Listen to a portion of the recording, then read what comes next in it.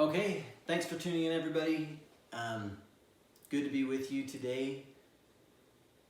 It's been a weird few weeks, and we haven't seen you much. I haven't seen you much. I'm not sure when we are going to see you, but and I'm not sure this counts. But we miss you, and miss doing activities, and miss sharing, and this is going to be maybe just the start of a weekly series where we're talking about some of the Come Follow Me stuff. But anyway, this week, of course, the reading was Abinadi. I'm going to be focusing on just a few chapters in the middle, Mosiah chapters 12 through 15. Specifically, it starts when Abinadi is captured by the priests. Now, Abinadi at the time, he's preaching that the people are going to be destroyed. And it's very gloom and doom, and it's not very positive. And the priests, they quote a scripture to challenge his position. They say, one of them says, quoting from Isaiah, "How beautiful upon the mountains are the feet of them that bringeth good tidings, that publisheth peace, that bringeth good tidings of good, that publisheth salvation, and saith unto Zion, thy God reigneth." Basically, what they're saying is, Abinadi, you're coming in here and you're saying all these negative things. You're telling us how terrible we are. You're telling us that we don't understand the gospel and that we're not, we're just. But here it is in the scriptures that you're supposed to be, preaching positive things. I mean, this doesn't match up. Now, Abinadi, he responds to that by. How did that happen?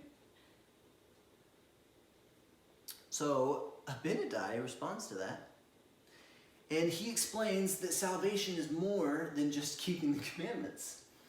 He explains that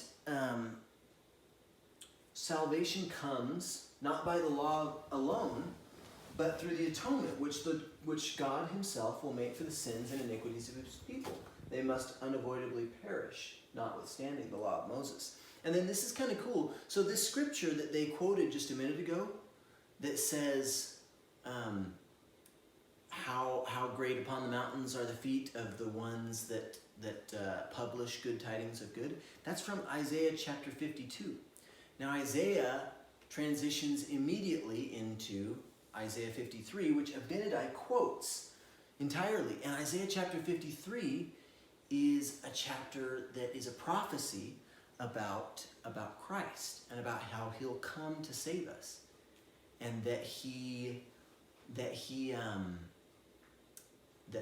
by his suffering we will be cleansed from sin.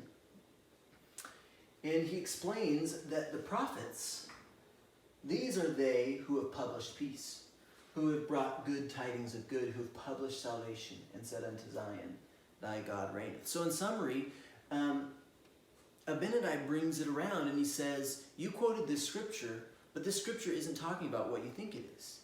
What it's really talking about is those who preach of Christ are bringing the good news to people, and not you guys that are preaching eat, drink, and be merry, for tomorrow we die. To liken the scriptures and bring this into our lives, I want to start by talking about, Abinadi explains that the right way isn't always the easy way. And that's such an overused point that I almost don't even want to bring it up, but it is so true, We know that if we don't work out, we're not going to get stronger. And we know that if we don't study, we're not going to get a good grade on the test. And we know that if we don't follow Christ, then we will not obtain the blessings that we can. Christ is the way. He is the only way. And that's the second point, is that Abinadi explains that there's only one way to true happiness, and it is through Christ. And that's not always the easy way. but it is the right way. And that's really all we've got today. But I think we're going to be doing this every week for the foreseeable future. And if you guys want to read a little bit more, there are a couple chapters. Mosiah chapter 14, the one that Abinadi quoted from Isaiah. It's just 12 verses. It's really cool, Isaiah chapter 53. And there's also a talk that I kind of quoted from. It's by Elder Corbridge from October 2008. And I encourage you to study a little bit more and to find out how to follow Christ more in your lives.